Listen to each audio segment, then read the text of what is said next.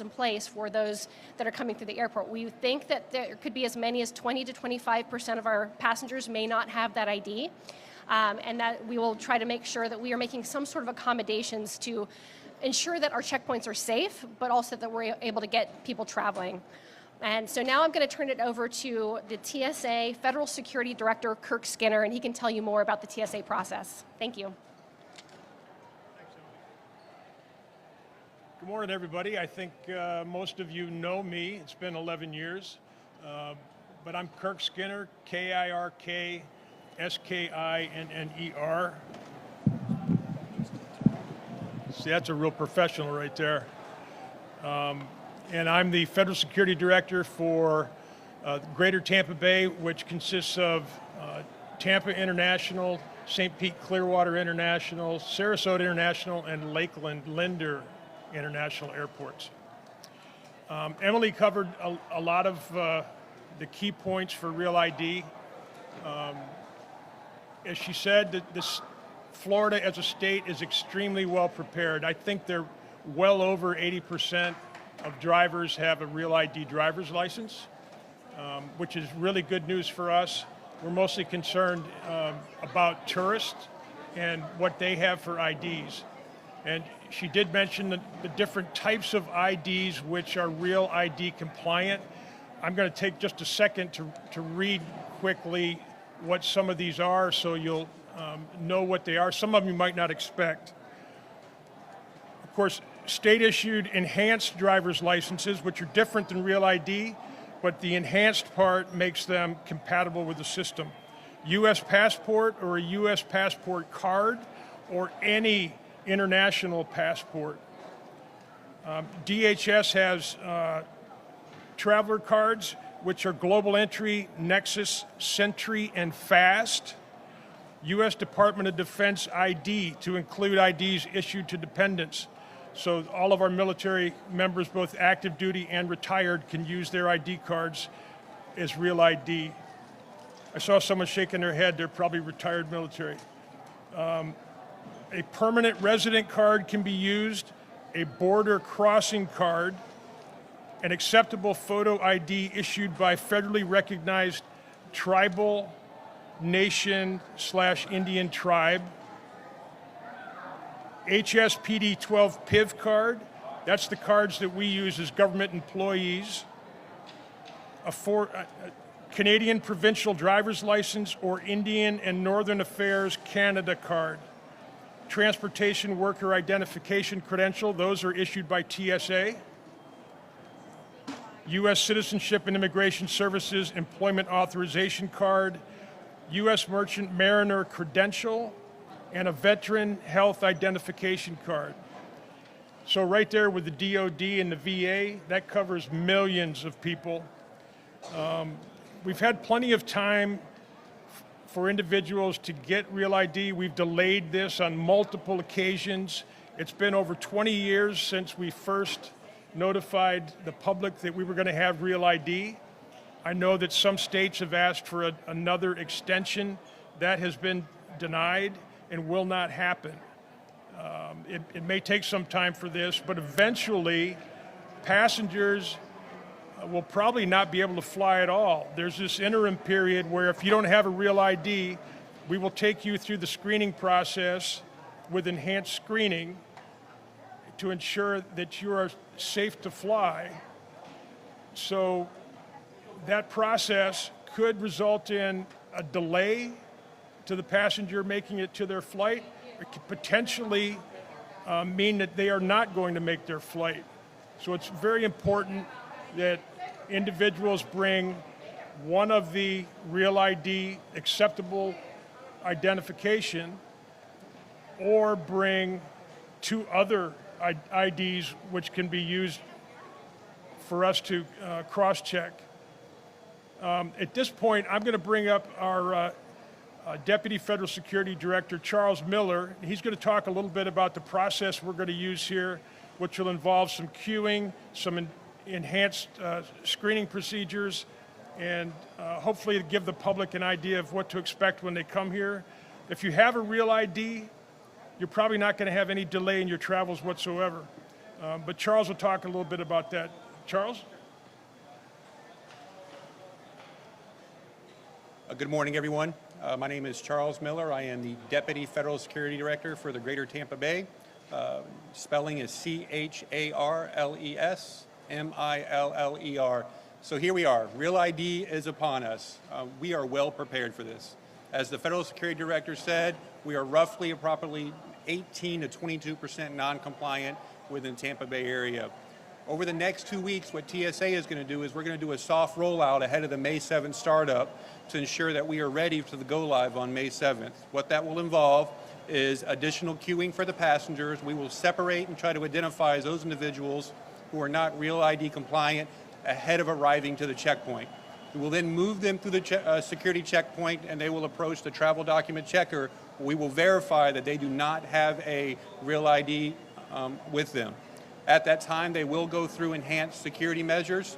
I can't get into the details of those because they are sensitive security information. However, it will potentially delay passengers getting through the checkpoint. So what do we encourage? We encourage passengers to arrive earlier and prepare for that potential delay. When I say delay, that could be 2 to 3 minutes per passenger who does not have a Real ID compliant ID. Once they get through that and go through that brief 2-minute delay where we can put the additional security measures on them, they will then move back into the regular security screening process and process through their gate.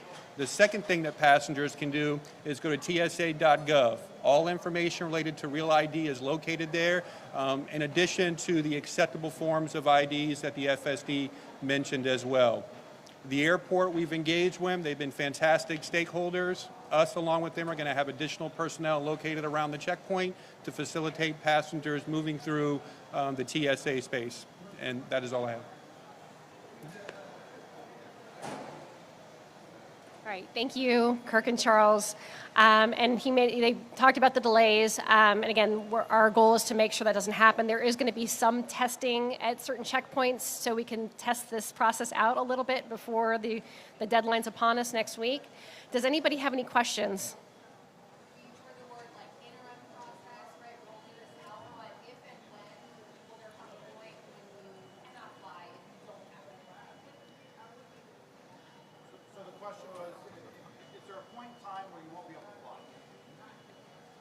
We expect that is a possibility. I know that DHS and TSA are looking at improvements to the technical process of verification of identity, but we don't know how long that's going to take or when it might happen. It certainly is a possibility that at some point they may say, we've extended this enough, we've given everybody the opportunity to get Real ID, now you have to have it in order to fly. But I can't say when that might be, and I haven't been told that it's got an implementation date.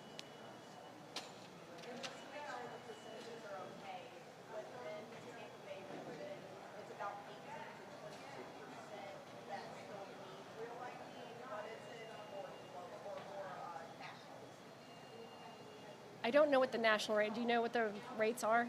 I know that the national percentage is, last time the secretary was on that I saw her, she was saying 82%. Our thought on Florida is that it's much higher than that, but I don't have those numbers. But I fully expect it. If we're not 90% or better, I'd be real surprised.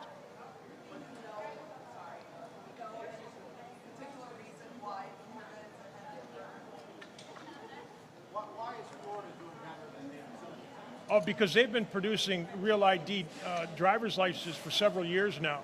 So it's just part of what Florida does. They complied early on, and all of the drivers that go for renewals, they get Real ID. Just to clarify, I think you said 18 to 22%.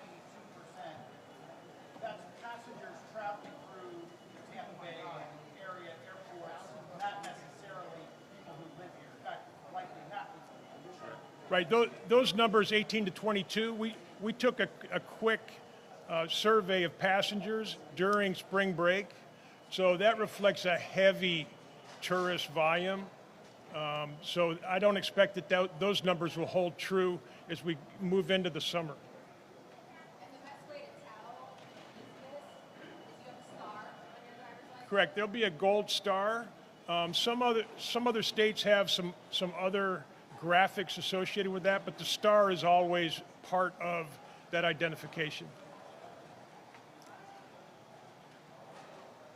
We always tell people, give yourself plenty of time, just on an average day. We are coming out of spring break. It is still busy. This is not the week to, when we start this is not the week to show up 15 minutes before your flight. Yeah, correct. The recommendation is that passengers are showing up to the airport at least an hour and a half ahead of their scheduled departure. If they're doing that, they will make it through the TSA screening and to their flights on time. If they're under that hour and a half and we are on a peak day, the airport does get busy and we could experience delays. So we do encourage passengers to arrive as early as possible, but at least an hour and a half ahead of their scheduled departure. And if you're hearing this story and you're like, I've already got my real ID, I've had it for years, I'm ahead of the curve, is the message that it might be those around you that are going to delay you come there. You might not be the issue at hand, but other passengers might have a trickle-down effect that will affect you. Is that the message? Correct. Yeah, people need to be patient, just like they do during our busy holiday periods, or anytime there's a procedural change. We tell people get here early and be patient. There is going to be some confusion, I think, when this is first rolled out, particularly when they start queuing. But I think that after some time, they will work that out, and it'll be a smooth process. And just for the sake of a soundbite, could I get you guys to really explain why Real ID is something that we're talking about, why it exists?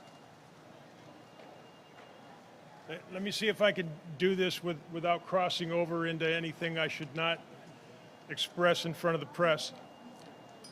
So, passenger ID verification is critical to the security of the transportation system. We know that the transportation system is an attractive target. It always has been, it always will be. So, Real ID, it takes advantage of technology and information systems that we have available. I think they're even accessing AI to improve it, and it allows us with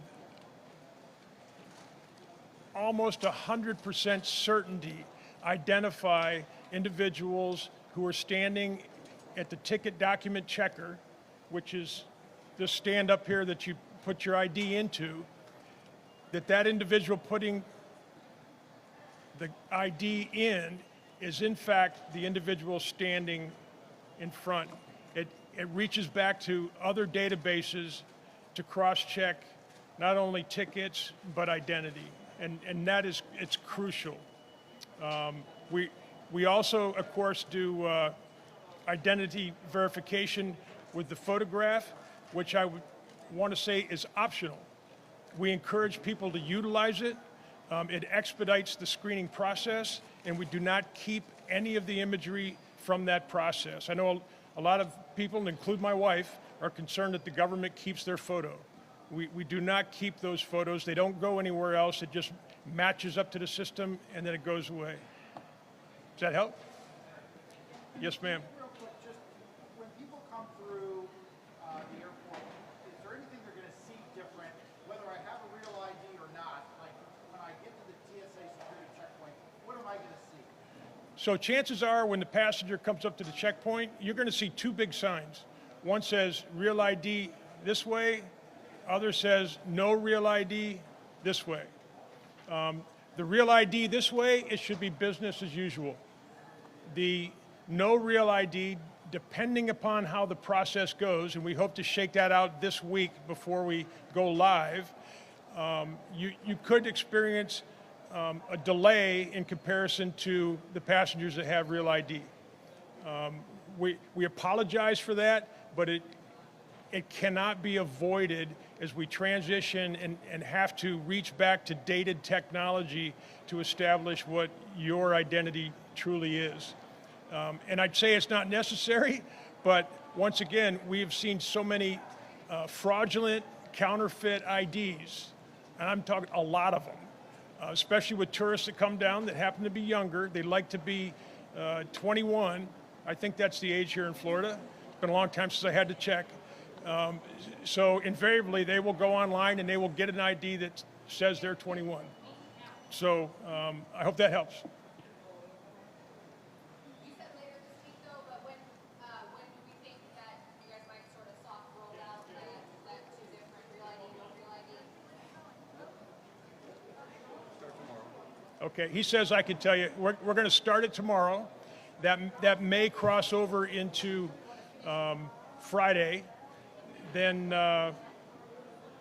we're also bringing in all of my staff, my training personnel.